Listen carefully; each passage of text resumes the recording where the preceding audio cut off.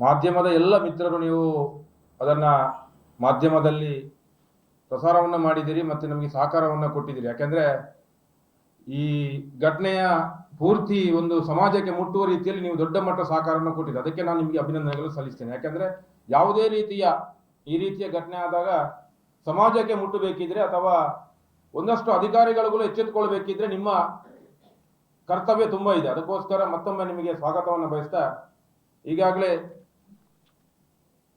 ವೈಶಾಲಿಯ ಇಬ್ಬರು ಅವರ ತಂದೆ ಮತ್ತು ತಾಯಿ ನಮ್ಮ ಜೊತೆಗಿದ್ದಾರೆ, ಅವರು ಮಾತಾಡ್ಲಿಕ್ಕಿದ್ದಾರೆ. ನಿನ್ನೆ ಒಂದು ಪ್ರೆಸ್ಸಲ್ಲಿ ಅವರ ತಾಯಿಯ ಒಂದು ಮಾತಿನ ದೃಶ್ಯವನ್ನ ನೋಡಿದರೆ ಯಾರಿಗೂ ಕೂಡ ಮನಸ್ಸು ಕರಗುವುದಲ್ಲ. ಅಂದ್ರೆ ಅಷ್ಟು ಒಂದು ತಾಯಿಯ ಹೃದಯ ಹೇಗಿರ್ತದೆ ಅಂತ ಕೇಳಿದ್ರೆ, ಮಕ್ಕಳು ಯಾವ ರೀತಿಯಲ್ಲಿ ಇದ್ರೂ ಕೂಡ ತಾಯಿ ಮಕ್ಕಳನ್ನ ಬಿಟ್ಟುಕೊಡುವುದಿಲ್ಲ. ಯಾಕಂದ್ರೆ ಆ ತಾಯಿಯ ಹೃದಯವೇ ನಮಗೆ ಅರ್ಥ ಮಾಡ್ಲಿಕ್ಕೆ ಕೊಡುದು. ಅಂತ ತಾಯಿ 18 ವರ್ಷ ಆ ಮಗಳನ್ನ ಎತ್ತು ಸಾಕಿ ಸಲಹಿ ಇಷ್ಟು ದೊಡ್ಡವಳಾಗಿ ಮಾಡಿ ಅವಳಿಗೆ ಸರಿಯಾದಂತ ವಿದ್ಯಾಭ್ಯಾಸವನ್ನ ಎಲ್ಲವನ್ನ ಕೊಟ್ಟು ತನ್ನ ಮಗಳು ಒಳ್ಳೆ ರೀತಿಯಲ್ಲಿ ಸಮಾಜದಲ್ಲಿ ಹೆಸರನ್ನ ಪಡ್ಕೊಳ್ಬೇಕು, ನಮ್ಮನ್ನ ಮತ್ತೆ ವೃದ್ಧಾಪ್ಯ ಅಥವಾ ಕೊನೆ ಕಾಲದಲ್ಲಿ ನಮ್ಮನ್ನ ಒಳ್ಳೆ ರೀತಿಯಲ್ಲಿ ನೋಡ್ಕೊಳ್ಬೇಕು ಅನ್ನೋ ಆಸೆಯನ್ನು ಇಟ್ಕೊಂಡಂತ ಒಂದು ತಾಯಿ ಅಥವಾ ತಂದೆ, ಅವರ ಮನಸ್ಸಿನ ನೋವು ಯಾವ ರೀತಿ ಇರ್ತದೆ ಅಂತ ಹೇಳಿದ್ರೆ ನಿನ್ನೆ ನೀವು ನೋಡಿದಿರಿ. ಅಂದ್ರೆ ಇದರ ಪರಿಸ್ಥಿತಿ ಎಲ್ಲಿಯ ಮಟ್ಟಕ್ಕೆ ಮುಟ್ತಾ ಇದೆ ಅಂತೇಳಿ ಕೂಡ ನಮಗೆ ನೋಡ್ತಾ ಇದ್ದೇವೆ, ಕಣ್ಣ ಮುಂದೆ ನೋಡ್ತಾ ಇದ್ದೇವೆ, ಮಾಧ್ಯಮದಲ್ಲಿ ಬರ್ತಾ ಇದೆ. ಮೂಲಭೂತವಾದಿ ಇಸ್ಲಾಮಿಕ್ ಪ್ರಚೋದಿತವಾದಂತಹ ಭಾರತವನ್ನ ಇಸ್ಲಾಮಿಕ್ ರಾಷ್ಟ್ರವನ್ನ ಮಾಡಬೇಕು ಅಂದ್ರೆ 2047ಕ್ಕೆ, ಇದು ನಾನು ಹೇಳಿದಲ್ಲ, ಯಾವುದೇ ಕುರುಬ ಪ್ರಚೋದನೆ ಅಲ್ಲ. ಉತ್ತರ ಪ್ರದೇಶ, ಬಿಹಾರ ಮತ್ತು ರಾಜಸ್ಥಾನ ಈ 3 ರಾಜ್ಯದಲ್ಲಿ ಬಂಧನವಾದಂತಹ ಸಂದರ್ಭದಲ್ಲಿ ಇಲಾಖೆ ಕೇಂದ್ರೀಯ ತನಿಖಾ ದಳ NIA ತನ್ನ ವರದಿಯಲ್ಲಿ ಇದನ್ನ ಕೊಟ್ಟಿದೆ. ಅದರ ಮುಂದುವರಿದ ಭಾಗವೇ ಈ ಮತಾಂತರ ದೇಶಕ್ಕೆ ಗಂಡಾಂತರ. ನಮಗೆ ಗೊತ್ತಿದೆ, ಎಷ್ಟೋ ವರ್ಷದಿಂದ ಮತಾಂತರ ಲವ್ ಜಿಹಾದ್ ಎನ್ನುವಂತ ಬೊಬ್ಬೆ ಹೊಡಿತಾ ಇದ್ದೇವೆ.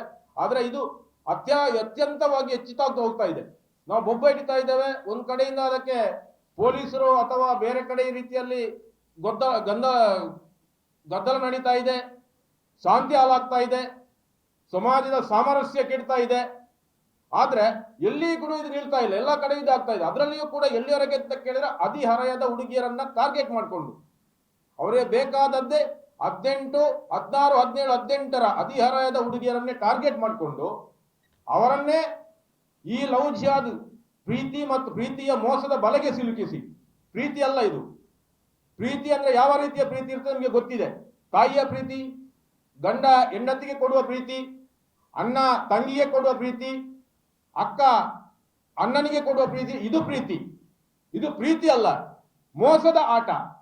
ಅವಳನ್ನ ಒಂದು ಹುಡುಗಿಯನ್ನ ಹದಿಹರೆಯದ ಹುಡುಗಿಯರನ್ನ ತಮ್ಮ ಮೋಸದ ಬಲೆಗೆ ಹಾಕೊಂಡು ಅವರನ್ನ ಬೇಕಾಬಿಟ್ಟಿ ರೀತಿಯಲ್ಲಿ, ಯಾವ ರೀತಿ ಅಂತ ಕೇಳಿದ್ರೆ ಯಾವ ರೀತಿಯಲ್ಲಿ ಆದ್ರೂ ಎಲ್ಲಿವರೆಗೆ ಅವರು ಮಾಡ್ತಾರೆ ಅಂತ ಕೇಳಿದ್ರೆ ಅವರ ವಿಡಿಯೋ ಚಿತ್ರೀಕರಣ, ಬೇಡದ ರೀತಿಯಲ್ಲಿ ಅವರ ವಿಡಿಯೋ ಚಿತ್ರೀಕರಣವನ್ನ ಮಾಡಿ ಅದರ ಮುಖಾಂತರ ಅವರನ್ನ ಬ್ಲಾಕ್ ಮೇಲ್ ಮಾಡುವಂತದ್ದು. ಇಲ್ಲದಿದ್ರೆ ಅವರನ್ನ ಮನೆಗೆ ಅಥವಾ ಯಾವುದೋ ಒಂದು ಲಾಡ್ಜಿಗೆ ಕರ್ಕೊಂಡು ಹೋಗಿ ಅವರಿಗೆ ಅಮಾಲ್ ಪದಾರ್ಥವನ್ನ ಹಾಕಿ ಅದರ ಮುಖಾಂತರ ಅವರಿಗೆ ಗೊತ್ತಿಲ್ಲದ ರೀತಿಯಲ್ಲಿ ಚಿತ್ರೀಕರಣವನ್ನ ಮಾಡಿ ಮುಂದೆ ಅವರ ಜೀವನದಲ್ಲಿ ಅವರ ಲೈಫಿನಲ್ಲಿ ಆಟ ಆಡುವಂತ ಕೆಲಸ ಇದು ನಡೀತಾ ಇದೆ. ಪ್ರೂಫ್ಗಳಿದೆ, ದಾಖಲೆಗಳಿದೆ. ಅದೇ ರೀತಿಯಲ್ಲಿ ವೈಶಾಲಿ ಎನ್ನುವಂತ ಹುಡುಗಿ ಕೇರಳ ಮೂಲದವರು, ಅವರು ವಿದ್ಯಾಭ್ಯಾಸಕ್ಕೆ ಇಲ್ಲಿಗೆ ಕಲಿಸಿದ್ರು. ಇಲ್ಲಿ ಉನ್ನತ ಶಿಕ್ಷಣವನ್ನ ಯಾವುದು ಪ್ರತಿಷ್ಠಿತವಾದಂತಹ ಸಂಸ್ಥೆಯಲ್ಲಿ ಪಡ್ಕೊಳ್ಳುವಂತ ಸಂದರ್ಭ ಒಬ್ಬ ಮತಾಂಧಂತೆ ಹೇಳಬೇಕು. ಯಾಕಂತ ಕೇಳಿದ್ರೆ ಒಂದು ಹದಿಹರೆಯದ ಹುಡುಗಿಯರನ್ನ ದಾರಿ ತಪ್ಪಿಸುವಂತದ್ದು ಇದು ಅತ್ಯಂತ ಕ್ರೂರವಾದಂತ ಕೆಲಸ ಮತ್ತು ಕಾನೂನಿಗೆ ಅತ್ಯಂತ ಶಿಕ್ಷಾರ್ಹದ ಅಪರಾಧ. ಡ್ರಗ್ಸ್ಗೆ ಬಲಿಯಾಗಿಯೇ ಈ ಹುಡುಗಿ ಬಲಿಯಾಗಿದ್ದಾರೆ. ಎಲ್ಲ ಸಂದರ್ಭದಲ್ಲಿ, ಒಂದು ಕೊರೋನಾ ಸಂದರ್ಭದಲ್ಲಿ ಅಲ್ಲಿ ಸಾಯಿ ಪ್ಯಾಲೇಸ್ ಎನ್ನುವಂತ ಒಂದು ಲಾಡ್ಜ್ ಅಲ್ಲಿ ಸಿಕ್ಕಿ ಬಿದ್ದಿದ್ರು.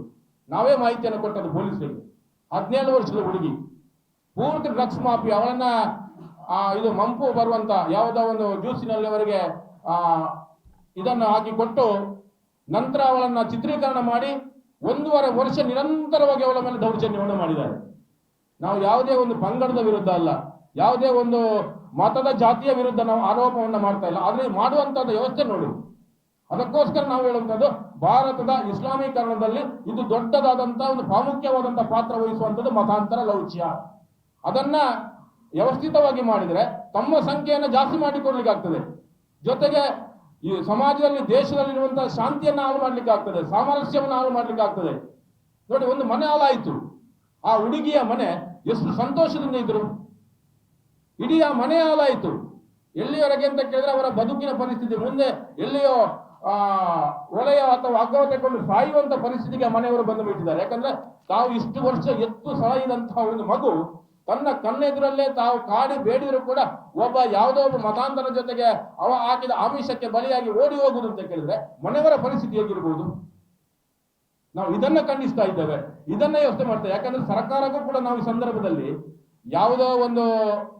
ಯಾವುದು ಕೋಮು ದ್ವೇಷದ ವಿಷಯದಲ್ಲಿ ಒಂದು ಕಾಯ್ದೆಯನ್ನು ತಂದರು, ಸಂತೋಷ. ಆದ್ರೆ ಶಾಂತಿ ಸಾಮರಸ್ಯವನ್ನ ಹಾಳು ಮಾಡುವಂತ, ಶಾಂತಿಯನ್ನು ಕೆಡುವಂತ ಡ್ರಗ್ಸ್ ದಂಧೆಯ ವಿರುದ್ಧ ಒಂದು ಕಾಯ್ದೆಯನ್ನು ತರಲಿ.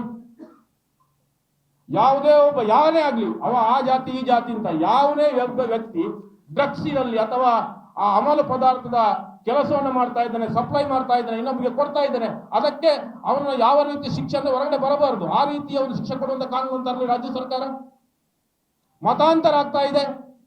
ಬಹುಸಂಖ್ಯಾತ ಹಿಂದೂಗಳನ್ನ ಕೇವಲ ಮಂಗಳೂರಲ್ಲಿ ಮಾತ್ರ ಅಲ್ಲ, ಇಡೀ ಕರ್ನಾಟಕ ರಾಜ್ಯದಾದ್ಯಂತ ನಡೀತಾ ಇದೆ, ದೇಶದಾದ್ಯಂತ ನಡೀತಾ ಇದೆ. ಈ ರಾಜ್ಯದ ಈ ಜಿಲ್ಲೆಯ ಕಾನೂನನ್ನು ಕಾಪಾಡುವಂತ ಈ ರಾಜ್ಯದ ಸರ್ಕಾರದ ಹೊಣೆ. ಅದಕ್ಕೋಸ್ಕರ ಈ ಸಂದರ್ಭದಲ್ಲಿ ಆಗ್ರಹ ಮಾಡ್ತಾ ಇದ್ದೇನೆ.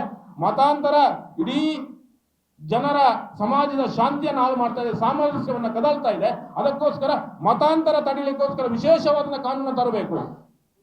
ಯಾವುದೋ ತನ್ನ ಓಟಿಗೋಸ್ಕರ ಯಾರನ್ನ ಮೆಚ್ಚಿಸ್ಕೋಸ್ಕರ ಕಾನೂನು ತರುವುದಲ್ಲ, ಇಡೀ ಸಮಾಜವನ್ನ ಎಲ್ಲರೂ ಒಟ್ಟಿಗೆ ಇರಲಿ. ಕಾನೂನು ಅಂತ ಕೇಳಿದ್ರೆ ಒಬ್ಬನಿಗೆ ಎದುರಿಗೆ ಮುಟ್ಟಬೇಕು, ಮತ್ತೆ ಯಾವುದೇ ರೀತಿಯ ಬೇಡದ ಕೆಲಸವನ್ನು ಮಾಡಬಾರದು. ಆ ರೀತಿಯ ಕಾನೂನನ್ನು ತರಲಿ. ಅದು ಬಿಟ್ಟು ತನ್ನ ಕುರ್ಚಿಯನ್ನು ಉಳಿಸಿಕೊಳ್ಳಬೇಕು, ತಾನು ಮತ್ತೆ ಗೆದ್ದು ಬರಬೇಕು ಎನ್ನುವ ರೀತಿಯ ಕಾನೂನಲ್ಲ. ಪೊಲೀಸರು ಒಳ್ಳೆ ಕೆಲಸ ಮಾಡ್ತಾ ಇದ್ದಾರೆ, ಪೊಲೀಸರ ಕೈಯನ್ನು ಕಟ್ಟಾಗ್ತಾ ಇದ್ದಾರೆ. ಗೊತ್ತಿರಬಹುದು, ಈ ಜಿಲ್ಲೆಯಲ್ಲಿ ಮೊನ್ನೆ ಇದು ಗೋಕಳ್ಳತನದ ಪ್ರಕರಣ ನಡೆಯಿತು. ಜಿಲ್ಲೆ SP ಒಳ್ಳೆ ಕೆಲಸವನ್ನು ಮಾಡ್ತಾ ಇದ್ರು. ಆವಾಗ ಗೋಕಳ್ಳತನದ ಆ ಒಂದು ಕಾಯ್ದೆಯನ್ನೇ ಬದಲಾವಣೆ ಮಾಡುವಂತ ಪ್ರಯತ್ನವನ್ನು ಮಾಡಿದ್ರು. ಅದಕ್ಕೋಸ್ಕರ ನಾನು ಹೇಳ್ತಾ ಇದ್ದೇನೆ, ಯಾವುದೇ ಒಂದು ಅಕ್ರಮವಾದ ಚಟುವಟಿಕೆ, ಡ್ರಗ್ಸ್ ಇರ್ಬೋದು, ಮತಾಂತರ, ನಾವು ಬೊಬ್ಬೆ ಹೊಡಿತಿರುವಂತದ್ದು, ನಾವು ಪ್ರತಿಭಟನೆ ಮಾಡುವಂಥದ್ದು ಎಲ್ಲ ಮೂರೇ ವಿಷಯ. ಒಂದು ಮತಾಂತರ, ಲವ್ ಜಿಹಾದ್, ಡ್ರಗ್ಸ್ ಮತ್ತು ಗೋಕಳ್ಳತನ. ಇಡೀ ಸಮಾಜವನ್ನು ಹಾಳು ಮಾಡುತ್ತಿರುವಂತ ದೊಡ್ಡ ಷಡ್ಯಂತ್ರ. ಕೇವಲ ಒಂದೇ ವರ್ಗದ ವ್ಯವಸ್ಥಿತವಾದಂತಹ ಷಡ್ಯಂತ್ರವನ್ನು ಮಾಡ್ತಾ ಇದ್ದಾರೆ. ಅದಕ್ಕೋಸ್ಕರ ಇದನ್ನು ತಡಿಬೇಕು. ಒಬ್ಬ SDPI ಮುಖಂಡ ಇದಕ್ಕೆ ಸಪೋರ್ಟ್ ಅನ್ನು ಮಾಡ್ತಾನೆ, ಬೆಂಬಲವನ್ನ ಕೊಡ್ತಾನೆ. ನಾನು ಈ ಸಂದರ್ಭದಲ್ಲಿ ಉಲ್ಲೇಖವನ್ನ ಮಾಡ್ತೇನೆ. ಮೊನ್ನೆ ಆಯುಕ್ತರಿಗೆ, ಪೊಲೀಸ್ ಇಲಾಖೆಗೆ ಈಗಾಗಲೇ ಸುರತ್ಕಲ್ ಪೊಲೀಸ್ ಠಾಣೆಯಲ್ಲಿ ಪ್ರಕರಣ ದಾಖಲಾಗಿದೆ. ಸುರತ್ಕಲ್ ಪೊಲೀಸ್ ಠಾಣೆಯಲ್ಲಿ ಒಬ್ಬ ನಿಷ್ಠಾವಂತ ಇನ್ಸ್ಪೆಕ್ಟರ್ ಇದ್ದಾರೆ. ಈ ಹಿಂದೆ ಕೆಲವೊಂದು ಪ್ರಕರಣವನ್ನು ಅವರು ಭೇದಿಸಿದ್ದಾರೆ. ಸುರತ್ಕಲ್ಲಿನಲ್ಲಿ ಆ SDPI ಮುಖಂಡ ಬೆಂಬಲ ಕೊಟ್ಟಂತ ವಿಷಯ, ಆ PGಯ ಮಾಲೀಕರು, ಅವರಿದ್ದಂತ PG, ಆ PGಯ ಮಾಲೀಕರು ಜೊತೆಗೆ ಅಲ್ಲಿ ಯಾವ ರೀತಿಯ ದಂಧೆ ನಡೆಯುತ್ತಿತ್ತು ಎಲ್ಲವನ್ನ ತಾವು ಬಯಲಿಗೆ ಎಳಿಬೇಕು, ಅವರ ಮೇಲೆ ಕೂಡ ಕೇಸನ್ನ ದಾಖಲಿಸಬೇಕು ಅಂತ ಈ ಸಂದರ್ಭದಲ್ಲಿ ಪೊಲೀಸ್ ಆಯುಕ್ತರಲ್ಲಿ ನಾನು ಈ ಸಂದರ್ಭ ವಿನಂತಿಯನ್ನು ಮಾಡಿಕೊಳ್ತಾ ಇದ್ದೇನೆ ಮತ್ತು ಆಗ್ರಹವನ್ನು ಮಾಡ್ತಾ ಇದ್ದೇನೆ. ಈ ಲವ್ ಜಿಹಾದಿನ ಪ್ರಕರಣ ಕೇವಲ ಒಂದು ವೈಶಾಲ್ಯ ಪ್ರಕರಣ ಅಲ್ಲ, ಹಲವಾರು ಪ್ರಕರಣಗಳು ದಾಖಲಾಗಿದೆ. ನಿಮಗೆ ಗೊತ್ತಿದೆ, ಎಲ್ಲ ದಾಖಲೆ ಪತ್ರಗಳನ್ನು ತೆಗೆದ್ರೆ ಎಷ್ಟೋ ಪ್ರಕರಣಗಳು ದಾಖಲಾಗಿದೆ. ಬೇರೆ ಬೇರೆ ರೀತಿಯಲ್ಲಿ ಬೇರೆ ಬೇರೆಯ ವ್ಯವಸ್ಥಿತವಾದ ಷಡ್ಯಂತ್ರದ ಮೂಲಕ, ಅದು ಬೇರೆ ಬೇರೆ ರೀತಿ. ಅದು ಪ್ರೀತಿಯ, ನಾನು ಆಗಲೇ ಹೇಳಿದ ಹಾಗೆ ಪ್ರೀತಿಯ ನಾಟಕ ಆಗಿರ್ಬೋದು, ಅಥವಾ ಯಾವುದೇ ರೀತಿಯ ಒಂದು ಸಹಾಯವನ್ನು ಮಾಡುವಂತ ನಾಟಕ ಆಗಿರ್ಬೋದು. ಎಲ್ಲಿವರೆಗೆ ಅಂತ ಕೇಳಿದ್ರೆ, ಈ ಹುಡುಗಿ ಉದ್ಯೋಗದ ನಿಮಿತ್ತ ಬೆಂಗಳೂರಿಗೆ ಹೋಗಿದ್ರು.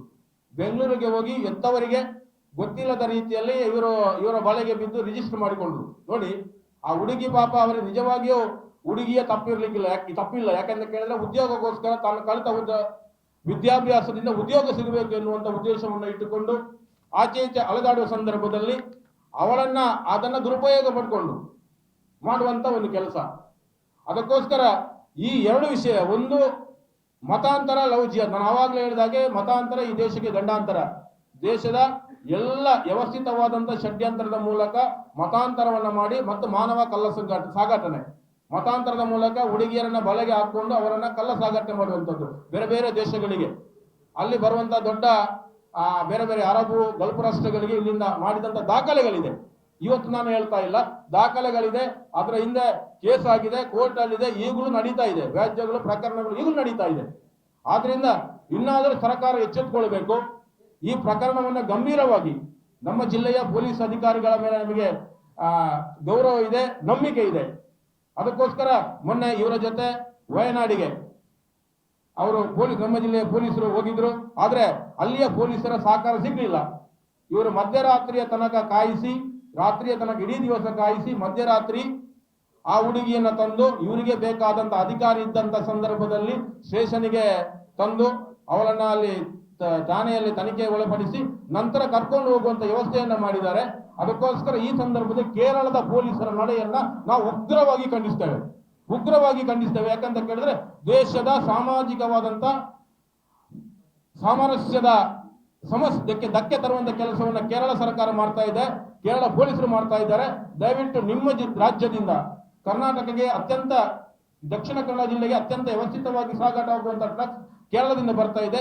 ದಯವಿಟ್ಟು ನೀವು ಕೇರಳದ ಪೊಲೀಸರು, ಕೇರಳ ಸರ್ಕಾರ ಇದಕ್ಕೆ ಕ್ರಮವನ್ನು ವಹಿಸಿಕೊಳ್ಳಿ ಎನ್ನುವಂತ ಮಾತನ್ನ ಹೇಳ್ತಾ, ಒಂದು ಸಾಮಾಜಿಕ ಹೋರಾಟದ ಸಂಘಟನೆಯಾಗಿ ಹಿಂದೂ ಜಾಗರಣ ವೇದಿಕೆ ಇದನ್ನು ಅತ್ಯಂತ ಉದ್ದವಾಗಿ ಖಂಡಿಸ್ತಾ ಇದ್ದೇವೆ.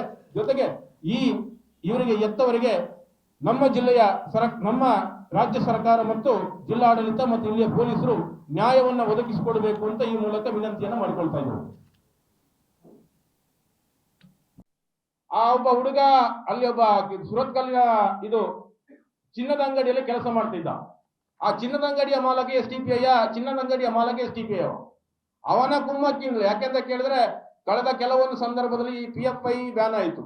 ಆದ್ರೆ ಸಮಾಜದಲ್ಲಿ ಶಾಂತಿಯನ್ನ ಹಾಳು ಮಾಡುವಂಥದ್ದು, ಸಾಮರಸ್ಯವನ್ನು ಹಾಳು ಮಾಡುವಂತ ಸಂಘಟನೆ ಬ್ಯಾನ್ ಆದ ನಂತರ ಅದರೆಲ್ಲ ಭಾಗವನ್ನು ತಗೊಂಡು ಕೆಲಸ ಮಾಡುವಂಥದ್ದು SDPI. ಈಗ ನಿನ್ನೆ ಇವರು ಕರ್ನಾಟಕ ಪೊಲೀಸರನ್ನು ಇಟ್ಕೊಂಡು ಕೇರಳಕ್ಕೆ ಹೋದಂತ ಸಂದರ್ಭದಲ್ಲಿ ಎಲ್ಲಿವರೆಗೆ ಅಂತ ಕೇಳಿದ್ರೆ ಕೇರಳದ ಸರ್ಕಾರ ಮತ್ತು ಪೊಲೀಸರ ಅವಸ್ಥೆ ಎಲ್ಲಿವರೆಗೆ ಮುಟ್ಟಿದೆ ಅಂತ ಕೇಳಿದ್ರೆ ಕರ್ನಾಟಕದ ಪೊಲೀಸರ ಜೊತೆ ಇವರು ಎತ್ತವರು ಹೋದಂತ ಸಂದರ್ಭದಲ್ಲಿ ಅಲ್ಲಿ SDPIಯ ಮುಖಂಡರು ಮತ್ತು ಒಂದಷ್ಟು ಕಾರ್ಯಕರ್ತರು ಅವರೇ ಹೇಳಿದ್ದಾರೆ ಪ್ರೆಸ್ ಮೀಟ್ ಅಲ್ಲಿ, ಅದನ್ನು ಅವರು ನೇರವಾಗಿ ಉಲ್ಲೇಖವನ್ನ ಮಾಡಿದ್ದಾರೆ. ಅವರನ್ನು ಸೇರಿಕೊಂಡು ಇವರು ಬೇರೆ ಒಂದು ಭಾಗ ಸಪರೇಟ್ ಜಾಗ, ಒಂದು ಗುಪ್ತವಾದಂತಹ ಜಾಗಕ್ಕೆ ಕರ್ಕೊಂಡು ಹೋಗಿ ಆ ಹುಡುಗಿಯಲ್ಲಿ ಸಂಭಾಷಣೆಯನ್ನ ಮಾಡಿ ಇವರ ಎದುರಲ್ಲಿ ಮಾತಾಡಿದಂತ ಸಂದರ್ಭದಲ್ಲಿ ಆ ಹುಡುಗಿ ಹೇಳಿದ್ರು, ನಾನು ನಿಮ್ ಜೊತೆಗೆ ಬರ್ತೇನೆ ಅಂತ ಹೇಳಿ ಇದರಲ್ಲಿ ಬರೆದು ಕೊಡುವಂತ ಸಂದರ್ಭ. ಅದನ್ನು ನೋಡಿ ಪೊಲೀಸರು ಈ SDPI ಅವರಿಗೆ ಸಹಕಾರವನ್ನ ಮಾಡಿ ಬೇರೆ ಕಡೆಗೆ ಕರ್ಕೊಂಡು ಹೋಗಿ, ನೋಡಿ ಕಾನೂನಿನಲ್ಲಿ ಹೇಗಿದೆ, ಇಲ್ಲಿ ನಮ್ಮನ್ನು ಯಾರಾದ್ರೂ ಒಬ್ಬರನ್ನ ಆರೋಪಿಯನ್ನ ದಸ್ತಗಿರಿ ಮಾಡಿದ್ರೆ ಯಾರೇ ಸಾರ್ವಜನಿಕರು ಅಥವಾ ಯಾರೇ ಸಂಘಟನೆಯವರು ಹೊರಗೆ ಹೋಗ್ಲಿಕ್ಕಿಲ್ಲ, ಪೊಲೀಸರು ಮಾತ್ರ ತನಿಖೆಯನ್ನ ಮಾಡಬೇಕು. ಕೇರಳದ ಪರಿಸ್ಥಿತಿ ನೋಡಿ, SDPIಯ ಮುಖಂಡರು ಮತ್ತು ಬೇರೆ ಬೇರೆ ಅವರ ಚೇಲಗಳನ್ನ ಸೇರಿಸಿಕೊಂಡು ಬೇರೆ ಕಡೆಗೆ ಕರ್ಕೊಂಡು ಹೋಗಿ ಆ ಹುಡುಗಿ ಹತ್ರ ಗುಪ್ತವಾಗಿ ಮಾತಾಡಿ ವಾಪಸ್ ಅವರ ಮನಸ್ಸನ್ನ ಬದಲಾಯಿಸಿ. ಯಾಕೆಂತ ಕೇಳಿದ್ರೆ ಅವರಲ್ಲಿ ಯಾವುದೋ ಆ ಹುಡುಗಿಯ ಬೇಡದ ಚಿತ್ರಣವೋ ಏನೋ ಇರಬೇಕು, ಬ್ಲಾಕ್ ಮೇಲ್ ಮಾಡಿರ್ಬೇಕು. ಕರ್ಕೊಂಡು ಹೋಗಿ ನೋಡಿ ಹೀಗೆ ಮಾಡ್ತೇನೆ, ನೀವು ಅವರ ಎತ್ತವರು ಹೇಳಿದಾಗ ಇದನ್ನು ಒಪ್ಪಿಕೊಂಡು ನಿನ್ನನ್ನು ಬಿಡುವುದಿಲ್ಲ, ಇದನ್ನು ವೈರಲ್ ಮಾಡ್ತೇವೆ, ನಿನ್ನ ಮಾನ ತೆಗಿತೇವೆ, ನಾವು ಹೇಳಿದಾಗ ಕೇಳಬೇಕು ಎನ್ನುವಂತ ರೀತಿಯಲ್ಲಿ ಆ ಹುಡುಗಿಯಗೆ ಮತ್ತೊಮ್ಮೆ ಆ ಬೆದರಿಕೆಯನ್ನ ಹಾಕಿ ಅವರ ಮನಸ್ಸನ್ನ ಪರಿವರ್ತನೆ ಮಾಡಿದ್ದಾರೆ. ಆದ್ರೆ ಒಂದು 5 ನಿಮಿಷ ಎತ್ತವರ ಜೊತೆಗೆ ಕರ್ನಾಟಕ ಪೊಲೀಸರು ಮತ್ತು ಎತ್ತವರ ಜೊತೆಗೆ ಕೊಡ್ತಿದ್ರೆ ಖಂಡಿತವಾಗಿ ಆ ಹುಡುಗಿ ನಮ್ಮ ವಾಪಸ್ ಮಂಗಳೂರಿಗೆ ಬರ್ತಿದ್ರು. ಯಾಕಂದ್ರೆ ನಮ್ಮ ಕರ್ನಾಟಕದ ಪೊಲೀಸರ ಮೇಲೆ ವಿಶ್ವಾಸ ಇತ್ತು. ಅದನ್ನು ಮಾಡ್ಲಿಲ್ಲ. ಯಾಕೆಂತ ಕೇಳಿದ್ರೆ ಉದ್ದೇಶವೇ ಅದೇ. ಯಾಕೆಂತ ಕೇಳಿದ್ರೆ ಅವರಿಗೆ ಬೇಕಾದದ್ದೇ ಇದೇ ರೀತಿ, ಹುಡುಗಿಯನ್ನ ಕರ್ಕೊಂಡು ಬರುವಂತದ್ದು, ಆಮಿಷ ಕೊಡುವಂತದ್ದು, ಮತಾಂತರ ಮಾಡುವಂತದ್ದು, ಬೇಕಾಬಿಟ್ಟಿ ಅವರ ಜೀವನದಲ್ಲಿ ಆಟವನ್ನು ಆಡುವಂತದ್ದು, ನಂತರ ಅವರನ್ನು ಇಟ್ಕೊಡುದಿಲ್ಲ. ನೀವು ಯೋಚನೆ ಮಾಡಿ, ಯಾವುದೇ ಒಂದು ಹುಡುಗಿ ಮತಾಂತರ ಅಥವಾ ಲವ್ ಜಿಹಾದ್ಗೆ ಬಿದ್ದಂತ ಯಾವುದೇ ಒಂದು ಹುಡುಗಿ ಇಷ್ಟ ತನಕ ಸುಖ ಜೀವನವನ್ನು ನಡೆಸಿದ ಇತಿಹಾಸ ಇದೆಯಾ? ಆ ಒಬ್ಬ ಹುಡುಗ ಅಲ್ಲಿ ಒಬ್ಬ ಸುರತ್ಕಲ್ಲಿನ ಚಿನ್ನದ ಅಂಗಡಿಯಲ್ಲಿ ಕೆಲಸ ಮಾಡ್ತಿದ್ದ. ಆ ಚಿನ್ನದ ಅಂಗಡಿಯ ಮಾಲಕ ಚಿನ್ನದ ಅಂಗಡಿಯ ಮಾಲಕ SDPI ಅವನ ಕುಮ್ಮಕ್ಕಿಂಗ್ಳು. ಯಾಕೆಂತ ಕೇಳಿದ್ರೆ ಕಳೆದ ಕೆಲವೊಂದು ಸಂದರ್ಭದಲ್ಲಿ ಈ PFI ಬ್ಯಾನ್ ಆಯಿತು. ಆದ್ರೆ ಸಮಾಜದಲ್ಲಿ ಶಾಂತಿಯನ್ನ ಹಾಳು ಮಾಡುವಂಥದ್ದು, ಸಾಮರಸ್ಯವನ್ನು ಹಾಳು ಮಾಡುವಂತ ಸಂಘಟನೆ ಬ್ಯಾನ್ ಆದ ನಂತರ ಅದರೆಲ್ಲ ಭಾಗವನ್ನು ತಗೊಂಡು ಕೆಲಸ ಮಾಡುವಂಥದ್ದು SDPI. ಈಗ ನಿನ್ನೆ ಇವರು ಕರ್ನಾಟಕ ಪೊಲೀಸರನ್ನು ಇಟ್ಕೊಂಡು ಕೇರಳಕ್ಕೆ ಹೋದಂತ ಸಂದರ್ಭದಲ್ಲಿ ಎಲ್ಲಿವರೆಗೆ ಅಂತ ಕೇಳಿದ್ರೆ ಕೇರಳದ ಸರ್ಕಾರ ಮತ್ತು ಪೊಲೀಸರ ಅವಸ್ಥೆ ಎಲ್ಲಿವರೆಗೆ ಮುಟ್ಟಿದೆ ಅಂತ ಕೇಳಿದ್ರೆ ಕರ್ನಾಟಕದ ಪೊಲೀಸರ ಜೊತೆ ಇವರು ಎತ್ತವರು ಹೋದಂತ ಸಂದರ್ಭದಲ್ಲಿ ಅಲ್ಲಿ SDPIಯ ಮುಖಂಡರು ಮತ್ತು ಒಂದಷ್ಟು ಕಾರ್ಯಕರ್ತರು ಅವರೇ ಹೇಳಿದ್ದಾರೆ ಪ್ರೆಸ್ ಮೀಟ್ ಅಲ್ಲಿ, ಅದನ್ನು ಅವರು ನೇರವಾಗಿ ಉಲ್ಲೇಖವನ್ನ ಮಾಡಿದ್ದಾರೆ. ಅವರನ್ನು ಸೇರಿಕೊಂಡು ಇವರು ಬೇರೆ ಒಂದು ಭಾಗ ಸಪರೇಟ್ ಜಾಗ, ಒಂದು ಗುಪ್ತವಾದಂತಹ ಜಾಗಕ್ಕೆ ಕರ್ಕೊಂಡು ಹೋಗಿ ಆ ಹುಡುಗಿಯಲ್ಲಿ ಸಂಭಾಷಣೆಯನ್ನ ಮಾಡಿ ಇವರ ಎದುರಲ್ಲಿ ಮಾತಾಡಿದಂತ ಸಂದರ್ಭದಲ್ಲಿ ಆ ಹುಡುಗಿ ಹೇಳಿದ್ರು, ನಾನು ನಿಮ್ ಜೊತೆಗೆ ಬರ್ತೇನೆ ಅಂತ ಹೇಳಿ ಇದರಲ್ಲಿ ಬರೆದು ಕೊಡುವಂತ ಸಂದರ್ಭ.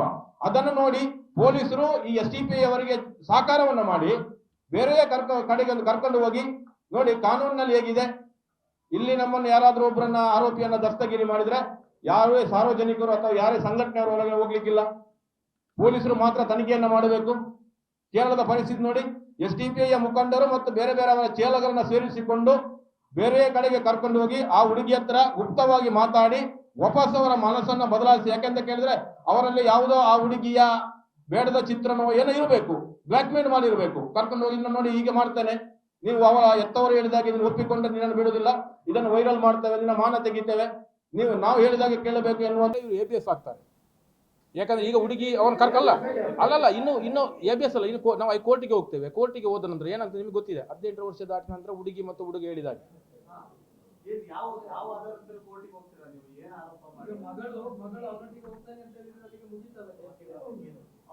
ಅಲ್ಲ ಅದು ಮುಗಿದಿರ್ಬೋದು, ಆದ್ರೆ ಎತ್ತವರಿಗೆ ಒಂದು ಹಕ್ಕಿದೆ ಅಲ್ಲ.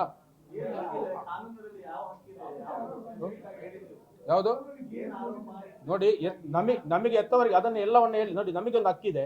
ನಾವು ಬೇರೆ ಬೇರೆ ರೀತಿಯಲ್ಲಿ ಆ ಹುಡುಗಿಯನ್ನ ಇವರ ಮನೆಗೆ ಬರುವ ರೀತಿಯ ವ್ಯವಸ್ಥೆಯನ್ನು ನಾವು ಮಾಡ್ತೇವೆ ಎಲ್ಲವನ್ನ. ಅಂದ್ರೆ ಅದು ಅವರನ್ನ ಈಗ ನಿನ್ನೆಗೆ ಹೇಳಿದ್ರು, ನಮಗೆ 5 ನಿಮಿಷ ಮಾತ್ರ ಮಾತಾಡ್ಲಿಕ್ಕೆ ಕೊಟ್ಟಿದ್ದಾರೆ, ಕೊಟ್ಟಿಲ್ಲ, ಅವರು ಬಿಡ್ಲಿಲ್ಲ. ಜೊತೆಗೆ ಅವರೆಲ್ಲ ಸುತ್ತುವರೆದಿದ್ರು, ಇವರಿಗೆ ಅವರ ಅಲ್ಲಿಯ ಪೊಲೀಸರು ಮತ್ತು ಜನಗಳ ಎಲ್ಲದೆ ಸಪರೇಟ್ ಆಗಿ ಕೊಡ್ತಿದ್ರು, ಮಾತಾಡ್ತಿದ್ರು. 5 ನಿಮಿಷದಲ್ಲಿ ಏನು ಮಾಡ್ಲಿಕ್ಕೆ ಆಗುದಿಲ್ಲ. ಸ್ವಲ್ಪ ಜಾಸ್ತಿ ಹೊತ್ತು ಬೇರೆ ರೀತಿಯಲ್ಲಿ ಅವರನ್ನ ಕರ್ಕೊಂಡು ಬಂದು ಅವರಿಗೆ ನಮಗೆ ಕೊಡ್ತಾ ಇಲ್ಲ. ಈಗ ಅಂದ್ರೆ ಒಂದು 2 ದಿವಸದಲ್ಲಿ ಕೊಡ್ತಾ ಇದ್ದಾರೆ. ಎಲ್ಲವನ್ನ ನಿನ್ನೆ ಪೊಲೀಸರ ಹತ್ರ ಮಾತಾಡೋ ಎಲ್ಲವನ್ನ ಈಗ ಕೊಡ್ಲಿಕ್ಕೆ ಕೇಸ್ ಪ್ರಕಾರ ಈಗ ಕೊಟ್ಟದ್ದು ಮಿಸ್ಸಿಂಗ್ ಕೇಸ್ ಟ್ರೇಸ್ ಆಗಿದೆ. ಸರಿ, ಅಲ್ಲ ಇನ್ನು ನೆಕ್ಸ್ಟ್ ಏನು? ನೆಕ್ಸ್ಟ್ ನಾವು ಸರ್ ನಾವು ನೀವು ಹೇಳಿದ್ರಿ, ನಾವು ಪ್ರಚಾರಕ್ಕೋಸ್ಕರ ಇದನ್ನ ಮಾಡ್ತಾ ಇಲ್ಲ. ನೀವು ಹೇಳಿದ್ರಿ ಇದು ನಿಜವಾಗಿ ತಪ್ಪು. ನಾವು ಇವರನ್ನ ಕೂರಿಸಿಕೊಂಡು ಅಥವಾ ಇವರನ್ನಲ್ಲ, ನಾವು ಒಂದು ನೊಂದವರ ಜೊತೆಗಿರುವಂತ, ಯಾಕೆ ಪ್ರಚಾರಕ್ಕಲ್ಲ, ಇದರಲ್ಲಿ ದೊಡ್ಡ ವ್ಯವಸ್ಥಿತವಾದಂತ ವ್ಯವಸ್ಥೆ ಇದೆ. ಯಾಕಂತ ಕೇಳಿದ್ರೆ ಪ್ರಚಾರಕ್ಕಲ್ಲ.